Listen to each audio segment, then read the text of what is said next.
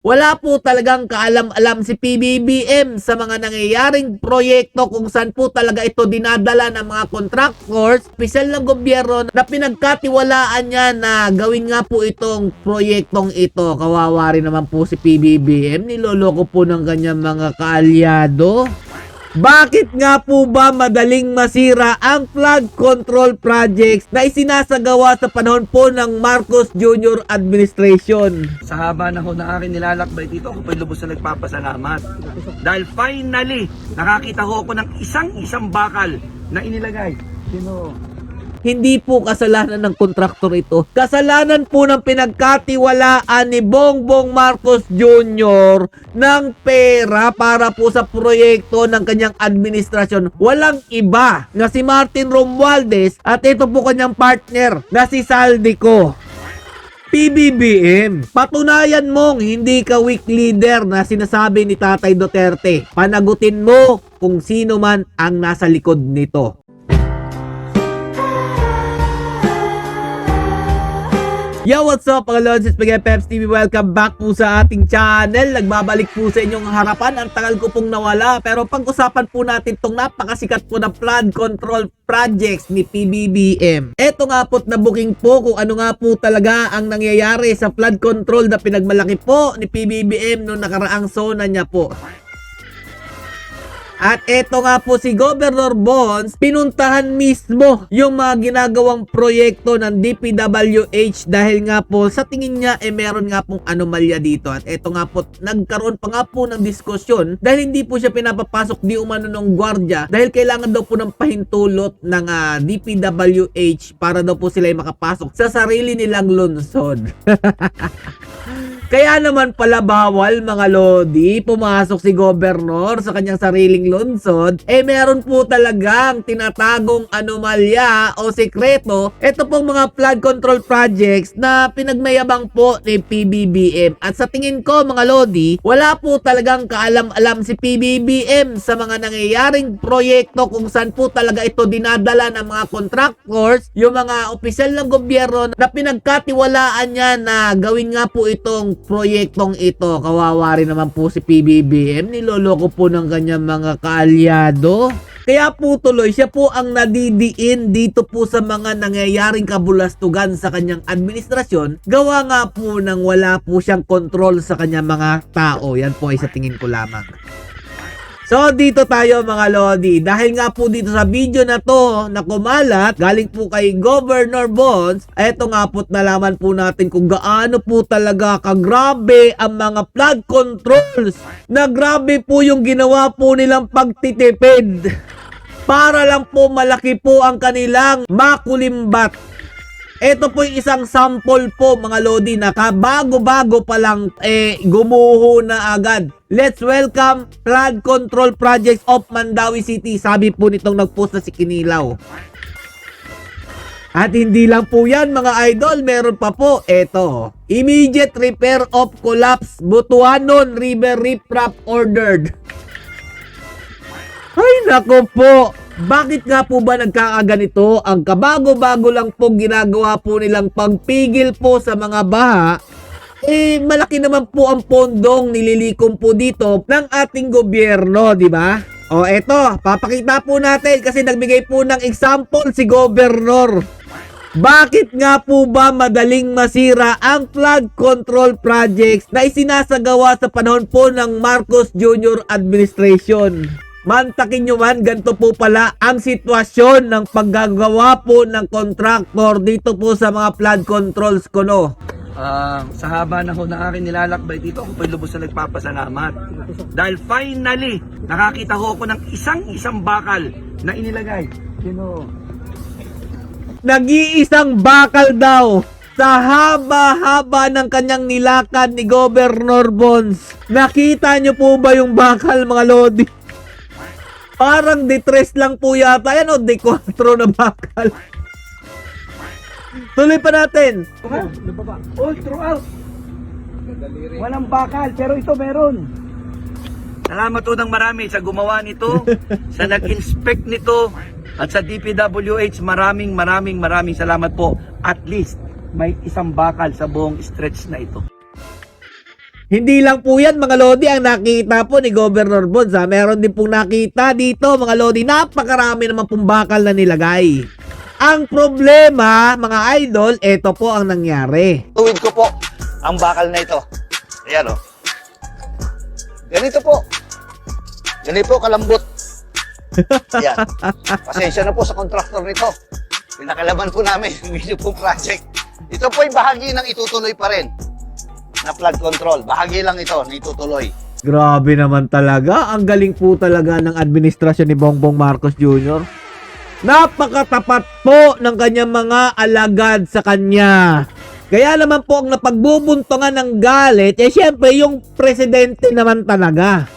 Kasi kung hindi po siya weak leader, hindi naman po magkaaganto ang kanyang mga olepores. Hindi po magtatangkang mandaya o mangulimbat ng daan-daan, bilyon-bilyon o trilyon-trilyon na pera o kaban ng ating bayan. At eto pa mga Lodi mantakin nyo. Magkano po ang kada kilometro daw po ng flood control project mga idol? 1 billion per 1 km daw po. Di umano, sabi po ni Gob, ang pondo dito na nilalaan nila tapos ganito lang po ang makikita natin na pagko-construct ng mga constructor ng DPWH. Hoy naman po sana'y gumising na kayo, Presidente Bongbong Marcos Jr. Panagutin nyo po kung sino man ang nasa likod nito at yung pinagkatiwalaan yung humawak ng pondo ng flood control projects na pinagmamalaki nyo. Kaya naman pala hindi maramdaman ng ating mga kababayan kung saan napupunta ito, yun pala sa bulsa lang ng mga politiko. Biruin nyo, 1 billion per kilometro tapos may makikita pa tayo mga gantong post ng mga kongresista o mga opisyal ng gobyerno. Dito daw po napupunta ang ibinabayan ninyong buwis, construction of bypass roads, Nueva Ecija.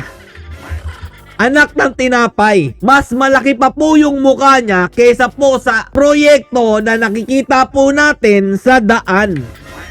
Yan ba pinagkakagastusan ng ating gobyerno ngayon? Mas minuuna pa po nila ang mukha nila kesa po sa tunay na pagpapahalaga ng kanilang ginagawang trabaho sa ating mga kababayang Pilipino.